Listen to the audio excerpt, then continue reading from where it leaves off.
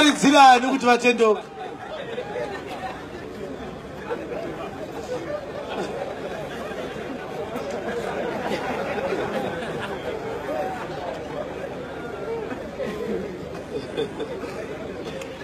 Hallelujah.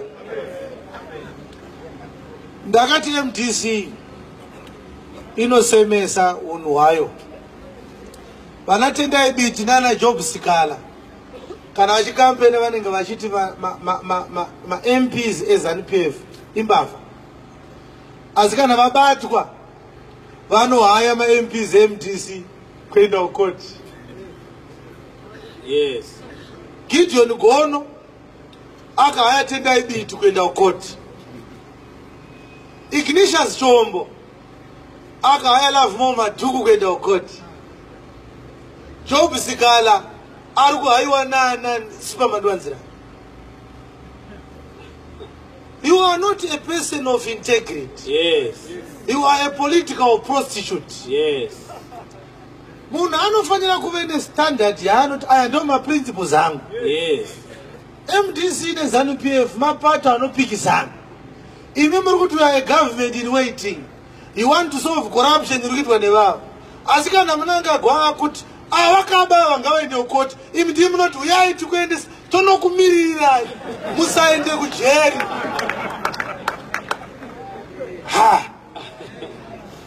Man, tichawana rini mapoliticians ane dignity? Tichawana kupi? Uyu akabatwa necorruption. Musangano wake wati ngaende kudare. Imi muri kuti avari kuba. Vamunanga goti uyakaba zvamuri kutora zvezvo kuti avanoba tatombata nekuba. Chirega aende kukoti aende kujeri. Ima kuti ayo hafanira kuenda kujeri. Ndihaye inini. Ukandihaya upinde jeri. It's a circus. Yes, it is. Mahumbwe. Yes.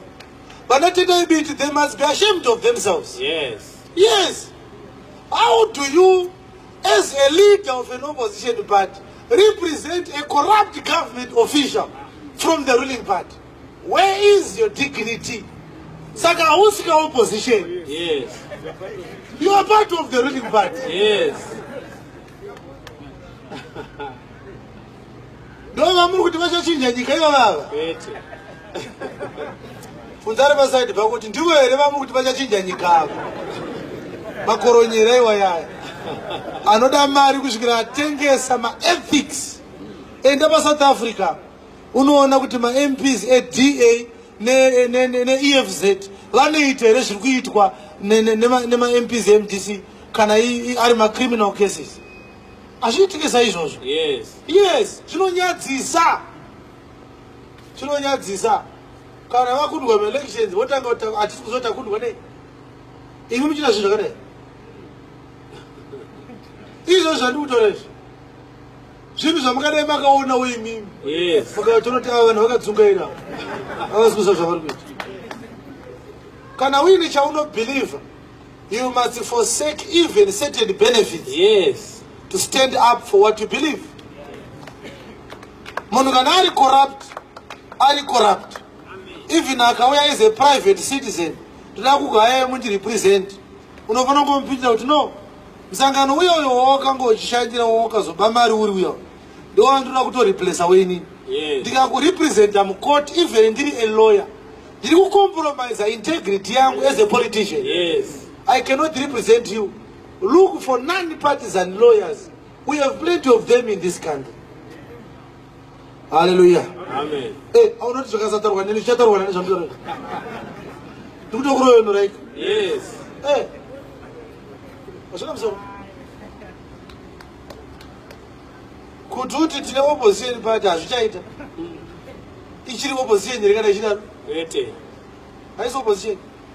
Unongora musangano wevakadzungaira vanotsvaga mari nepose pavangaiwane napo. Yes.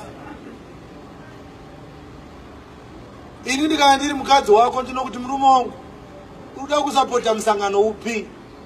Ozo uyo uri kurepresenta ndouyo waiti imbavha. Abatwa neumbavha hwaimbotaura. Chirega akaenda kukoti. Iwo wakunomurepresenta mukoti. That is a shameless thing to do. Yes. kusanyara kusanyara kuti unonge uchitaura naiglicious chomba ndakaba zvangu but ingoita kuti ndisapinde mujeri iwe ungoti ingonipa mari yangu azviti. If I was in their shoes I would say no. Zvandiri kutaura iwisdom inofanira kutove nemunhu anenge achida kutungamira nyika kuita mubereki wenyika unofanira kuve nemavalues. Saka zvavari kuita izvo havasi worth even kuita masabhuku havasi worth.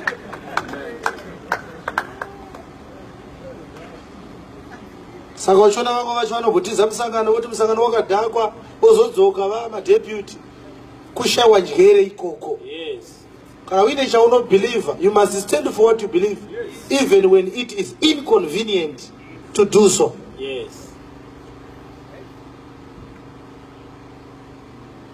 Dai Zimbabwe ikapepuka ikava nevanhu vane dzinokakaridza, these guys vana Biti, they are now recycled material in politics. Vafanira kugara kumusha vonori mapfodya koyo vamwe vane pfungwa dzichiri nyowani. They no longer have new ideas to run this country. Izvezvi ndiri kutotaura ndakatsika pamberi paMwari kuti ndiri kutorova basa. Amen. Nekuti iwe uchavhota unofanira kushandisawo njere. Pamwe pacho ungatorega kuti hapana wokuvhotera yani kugara zvangu uirabishi. Saka sinzi vangori tu vakadai ngavavhoterwe nevasina njere da unogara kumba. Svikira mandipa a true candidate.